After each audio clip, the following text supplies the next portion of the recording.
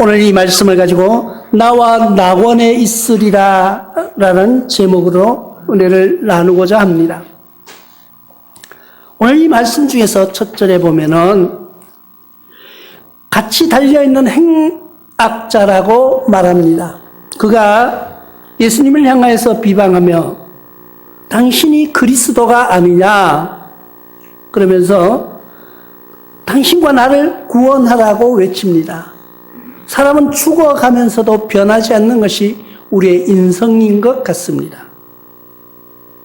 얼마나 사람이 자기의 위치를 모르는가 보면은 역대하 36장에 보면은 여호와긴이라는 왕이 나옵니다.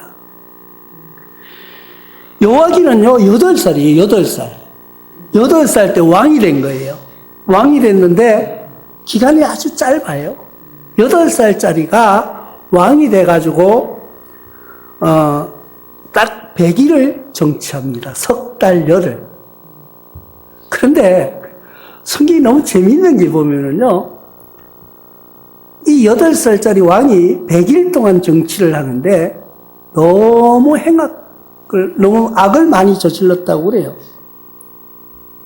아니, 8살짜리가 얼마나 악한 일을 많이 했는가? 참 너무 웃기죠. 역대하 36장 9절에 보니까 여호와긴이 왕위에 오를 때 나이가 8세라 예루살렘에서 석 달 열흘 동안 다스리며 여호와 보시기에 악을 행하였더라. 8살짜리가 왕이 되는데 너무나도 하나님 보시기에 악을 행했다는 거예요. 그러니까 우리가 상상이 안 되는 거죠. 8살짜리가 얼마나 악을 행했을까? 그때 느부갓네살 왕이 사람을 보내서 여호야긴을 바벨론으로 잡아갑니다. 잡아갈 때 그릇 이런 걸 다 뺏어가요. 그리고는 그 숙부가 있습니다. 숙부가 있는데 시드기야라는 삼촌이 있는데 이 시드기야를 세워서 유다와 예루살렘 왕으로 세웁니다. 그러니까 속국이에요. 그렇게 세워요. 시드기야가 왕위에 오를 때 나이가 21살입니다. 21살. 그러니까 8살짜리 왕을 갈아치우고 21살짜리 왕을 세워서 10년 동안 이제 왕이 되는 거예요. 10년 동안 이제 왕정치를 하는데 그 21살짜리가 31살 때까지 왕 노릇을 하는 거예요. 그런데 이 삼촌도 마찬가지예요. 삼촌도 똑같이 악을 행하는 거예요. 그런데 이 삼촌을, 이 왕을 누가 세워줬어요? 느부갓네살 왕이 자기 그 조카를 베어버리고 자기 삼촌을 갖다 왕으로 세운 거예요. 그랬으면은 다른 사람 말은 몰라도 그 사람 말은 들어줘야 될 거 아니에요. 느부갓네살 왕 말은. 근데 느부갓네살 왕이 말해도 말을 안 듣습니다. 왜 그럴까요? 사람 본성이 악한 거예요. 사람은 자기의 은혜와 내가 감사할 줄 모르는 거예요. 8살짜리 자기 조카가 왕을 100일 동안 했는데 하나님 보시기에 악을 행했기 때문에 느부갓네살이라는 왕을 통하여서 그를 제거하고 삼촌인 자기를 세워서 왕으로 세워줬어요. 그런데 똑같이 하나님 보시기에 악을 행하는 거예요. 그러니까 느부갓네살 왕이 그에게 통보하는 거예요. 야, 이 사람아, 이 사람은 하지는 않았겠죠. 왕이니까. 왕이요. 당신 내가 왕으로 세워줬는데 하나님 보시기에 당신은 악을 행한다고 권면합니다. 그러면서 하나님 앞에 돌아오라고 이야기하는 거예요. 이 느부갓네살 왕은요, 하나님을 두려워하는 왕이었어요. 그래서 이제 모든 것을 버리고 하나님 앞에 돌아오라고, 잘못한 것도 많지만은, 그래 돌아오라고 권면하는 이야기가 나옵니다. 그게, 어디에 나오냐면, 역대하 36장 13절에 또한 느부갓네살 왕이 그의 하나님을 가리켜 맹세하게 하였으나, 그가 왕을 배반하고, 목을 곧게 하여 마음을 완악하게 하여 이스라엘 하나님 여호와께로 돌아오지 아니하였고 이럽니다. 아니 자기를 왕으로 만들어준 사람이 왕을 세워줘서 야야 그거 잘못하고 있으니까 하나님 앞에 맹세해라. 하나님 앞에 다시 회개해라. 하는데 목을 곧게 했다는 건요. 목이 곧은 백성이다 뭐 이런 이야기 하잖아요. 목이 똑바로 뜨고 절대 말 안 듣는 거예요. 나를 왕으로 세워준 사람을 무시하는 거예요. 우리 사람들이 그렇다는 거예요. 내가 나된 것, 우리는 많은 사람들을 보고 유명하고 인기 있는 사람들, 그 사람들이 어려서부터 아는 사람들이 그 사람이 큰 인물이 됐어요. 그러면은 그 사람을 공경하느냐? 절대 공경하지 않습니다. 왜? 저 녀석 저거 옛날에 어떤 놈인데, 옛날에 클 때 말이야. 나도 맨날 두드려 맞던 놈이야. 그런데 지가 지금 뭘 잘라. 그때는 그때고 지금의 현실을 인정해 주지 않으려고 하는 사람이 있는가 하면은 우리나라 속담에 개구리 올챙이 시절을 모른다고 하는 이야기가 있습니다. 그와 같이 나의 모든 것을 내가 어떻게 성장해 왔는가를 기억하지 않는 거예요. 뿌리를 인정하지 않는 거예요. 사람은 그렇게 살아가는 거예요. 왜? 그러기 때문에 죄인이라고 말할 수밖에 없는 거예요. 사람은 뿌리가 있어요. 나무도 뿌리가 있어야지 살아갑니다. 우리가 산에 가보면은 소나무가 다 퍼렇게 살아갑니다. 소나무는요, 겨울에도 팔아요. 다른 나무는 색깔을 갈아입는데 소나무는 절대 색깔이 변하지 않습니다. 여름이나 겨울이나 똑같이 푸른색을 띠고 살아가는데 가지가 죽으면은 그 잎이 노랗게 변색되면서 그 잎이 떨어집니다. 왜 떨어지느냐? 소나무는요, 자기 몸을 살리기 위해서, 자기가 살아가기 위해서 소나무 가지를 잘라버리는 거예요. 소나무가 자라는 것을 보면요, 대단합니다. 여러분들이 소나무를 잘 보셨는지 모르겠는데, 소나무는 보면은요, 소나무 밑에는 아무것도 자라질 않아요. 소나무 밑에는 살 수가 없어요. 소나무는 그늘을 지게 만들고요, 그 밑에 풀이 살지 못하게 만들어 갑니다. 그런데 소나무를 이렇게 보십시오. 어떤 소나무는요, 그 솔방울이 주렁주렁 짜잘하게 아주 엄청 많이 열려있는 나무가 있는가 하면은요, 어떤 곳에 가면은 솔방울이 그렇게 많지는 않아요. 왜 그럴까요? 소나무는 자기 종족을 번성하기 위해서 소나무 한 그루고 서 있는데 딱 가면은요, 소나무가 솔방울을 너무 많이 매달고 있습니다. 자기 종족을 번식시키기 위해서. 그런데 소나무 숲이 많은 데 가면은요, 솔방울이 잘 보이질 않아요. 그리고 소나무는 자기 가지를 말라서 죽게 만듭니다. 이 가지가 올라가면서 밑에는 이 가지가 다 죽어요. 왜? 자기가 살기 위해서. 자기 몸을 잘라버리는 거예요. 그런데 그 푸른 소나무, 그렇게 자라가는 소나무를 잘라서 옆에다 꽂아 놓습니다. 처음에 보면 똑같아요. 이 나무나 어느 게 살아있는지 모릅니다. 똑같이 팔았기 때문에. 근데 시간이 가고 나면은 뿌리가 없이 꽂아놓은 그 나무는 말라서 죽어갑니다. 색깔이 변하는 거예요. 병들어 죽어가는 거예요. 뿌리가 없는 것, 뿌리 없는 나무는 말라서 죽는 것처럼 사람들도 자기의 뿌리를 인정하지 않는 것은 말라 죽을 수밖에 없는 거예요. 우리의 뿌리는, 나와 여러분들의 뿌리는 누구예요? 나는 육아니까 육아가 뿌리인 줄 아세요? 아니에요. 우리의 뿌리는 하나님이라는 걸 인정하면서 살아가는 거예요.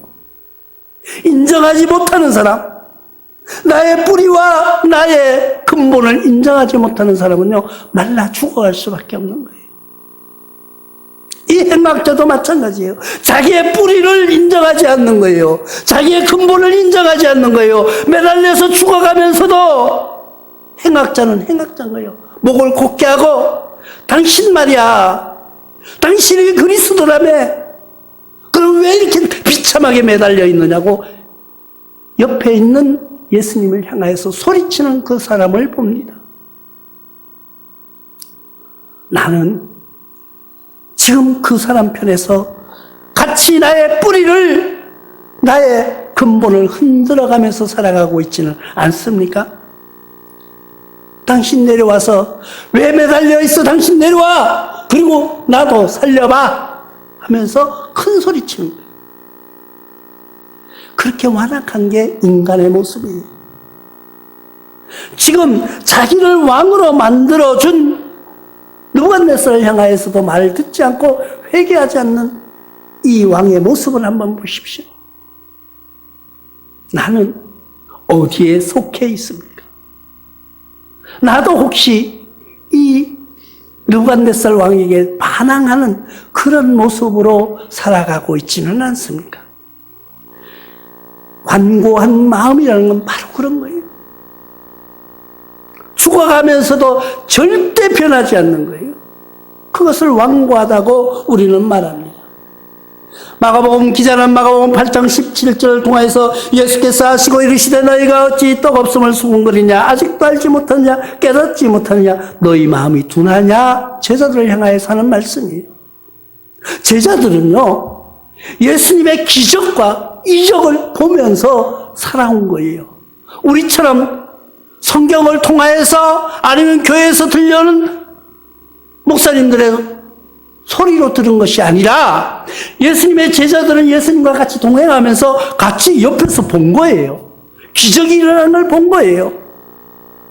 그런데도 수군거리며 완악한 모습. 이 사람들은 예수님이 이 사람들 향해서 둔하다고 표현했는데 둔하다는 말은 완악하다는 거예요.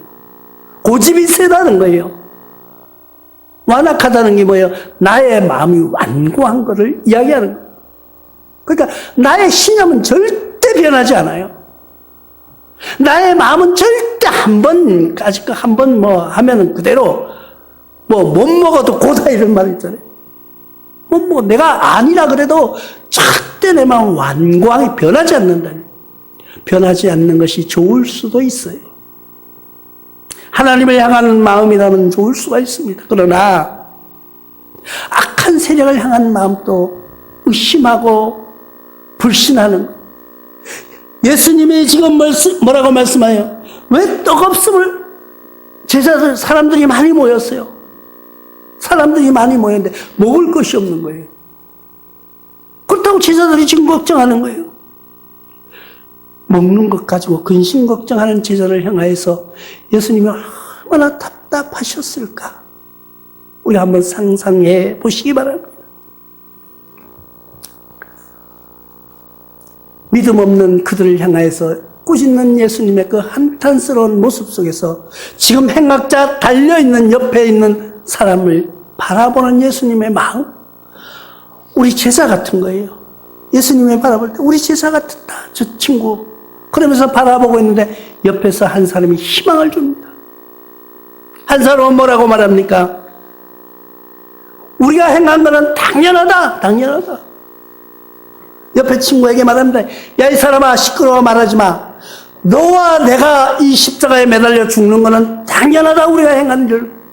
당연히 우리는 네와 나는 죽어야 되지만은 이분이 하는 일은 절대 잘못된 것이 하나도 없다고 이야기합니다.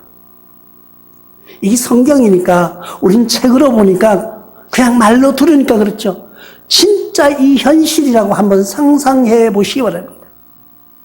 나와 여러분들이 이 매달려 있는 이 사람과 같은 입장이라고 생각해 보십시오.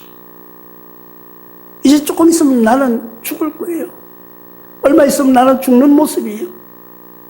그런데 그 말 할 수 있을 것 같아요? 나는 이 사람, 이 강도의 모습을 보며 이 사람의 믿음이 대단한 거예요.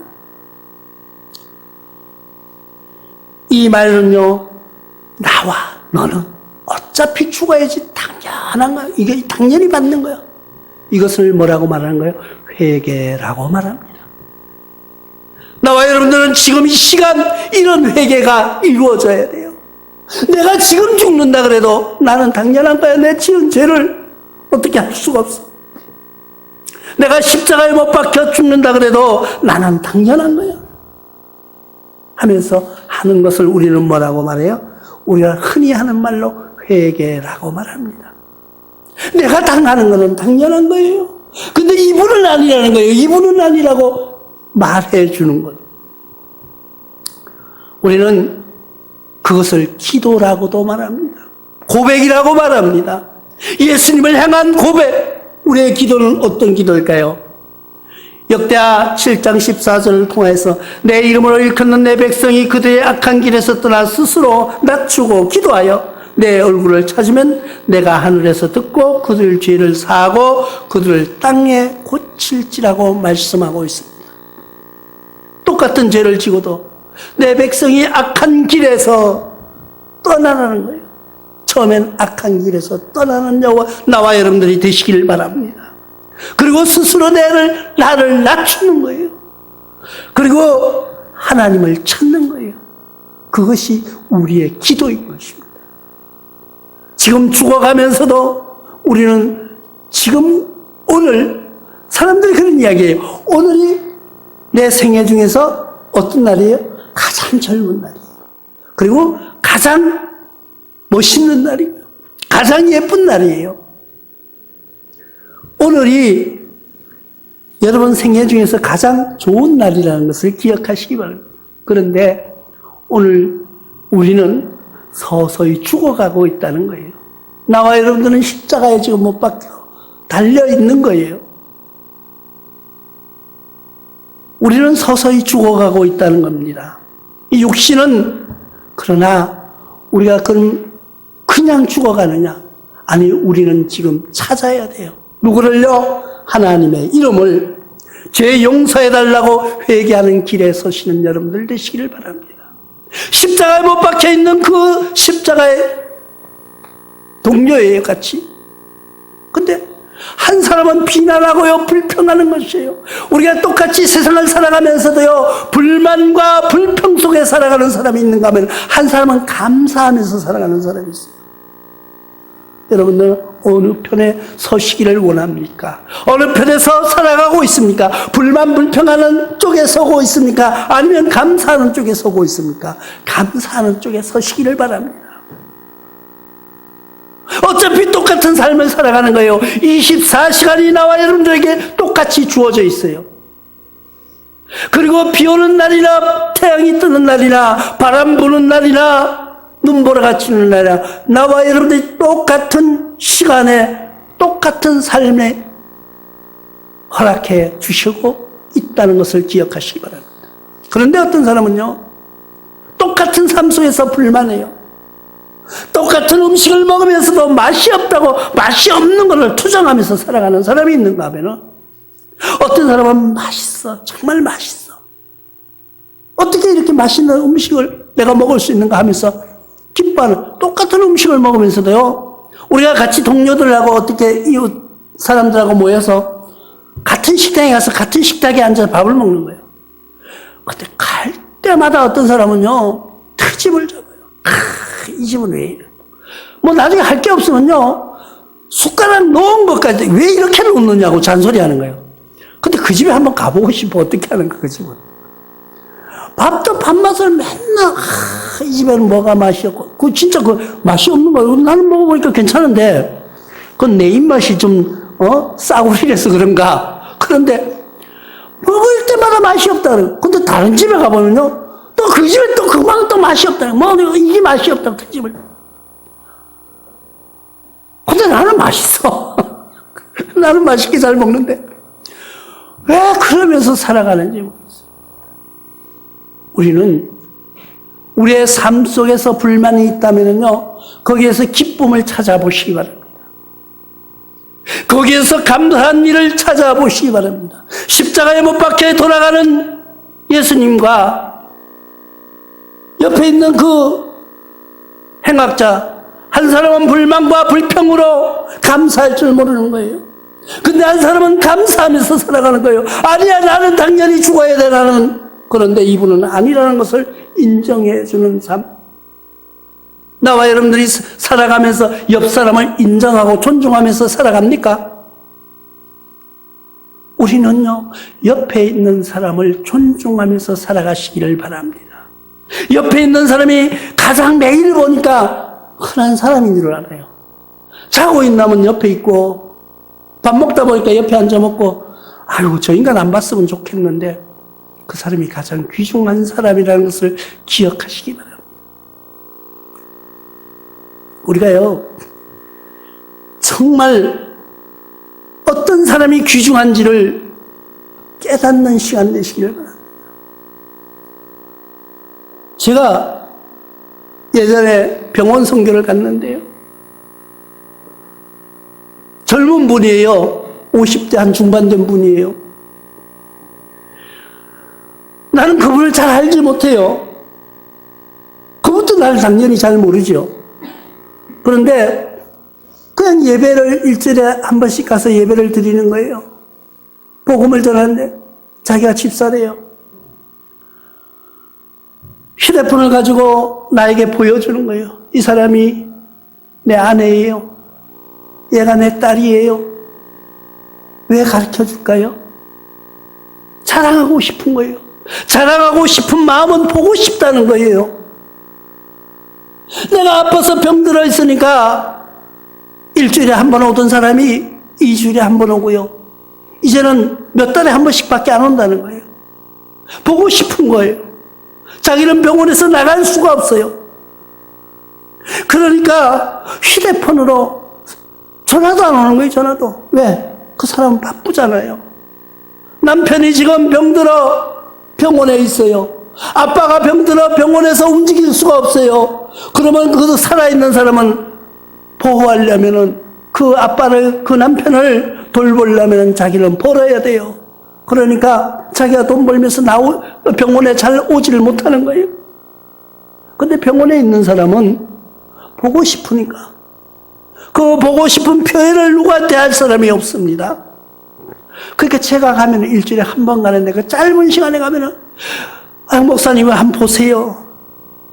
봐도 나는 그 사람 감정이 없어요. 왜? 나하고 잘 모르는 사람이에요. 뭐 애정도 없어요. 그런데 그걸 보라고 이거 우리 딸이고요. 공부도 잘하고요. 이쁘고요. 근데 나는 보니까 별로 안 이쁜 것 같아. 근데 이쁘대 자꾸. 이쁘다고 하면서 우리 딸이고요. 우리 아내라고 참 뭐 아내 뭘 잘하고 뭐. 왜? 보고 싶은 거예요. 하나님은 찾아오지 않는 우리를 향하여서, 기도하지 않는 우리를 향하여서 하나님은 많은 다른 사람들에게 그렇게 말할 거예요. 우리 집사야, 우리 권사야, 우리 목사야 하면서 하나님은 자랑하고 계실 줄 몰라요. 근데 우리는 하나님 잘 찾지는 않아요. 마치 병석에서 기다리는 그 모습처럼 하나님은 우리를 늘 찾고 계시는데 우리는 찾지 않는 삶 속에서 살아가고 있지는 않습니까? 이 행악자들처럼 한 사람은 비난하고요, 한 사람은 그래도 회개하는 모습이 있습니다. 인정해 주는 거예요. 그 인정을 들은 예수님께서 뭐라고 말씀하십니까? 나와 나원에 있으리라는 말씀을 해주십니다. 여러분들도 지금 이 순간에 예수님의 그 음성이 나와 나원에 있으리라고 하는 그 음성이 들려지시기를 바랍니다. 그 음성이 들려지시는 여러분들이 되어야 돼요.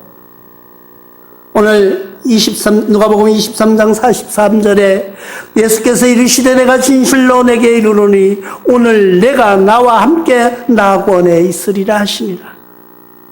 왜? 주님께서는 우리에게 낙원에 있은, 낙원이라는 말은 원어로 파라데이소스라는 말인데 그거는 정원, 공원, 낙원이라고 말하고 있습니다. 낙원을 어쩌면은요, 에덴 동산이라고도 해석하시는 분들도 있어요. 우리는 에덴이라는 곳을 들어가기 위해서 나와 여러분들이 이렇게 기도하는 거예요. 우리의 소망은, 우리의 꿈은, 우리의 궁극적인 목표는 하나님의 나라 낙원에 들어가는 거예요. 예수님이 우리를 향하여서 너와 내가 낙원에 있으리라고 하는 그 음성이 들려주시기를 바랍니다. 그 음성을 듣고 승리하시기를 바랍니다. 우리가 세상에서요, 많은 비난과 고통, 조롱 속에서 살아가지만은 다 해결되는 방법이 뭔지 아세요? 예수님께서 너와 내가 낙원에 있으리라. 그 음성이 들려질 때, 우리는 모든 것에서 이길 수 있는 거예요. 남들이 나를 비난하고 조롱하고 나를 욕할지라도 예수님의 그 음성이 들려질 때 우리는 승리할 수 있는 것입니다. 그러기 위해서는 여러분들의 마음속에, 여러분들의 귓가에 나와 낙원에 있으리라고 하는 그 음성이 들려지시기를 주님의 이름으로 축원합니다.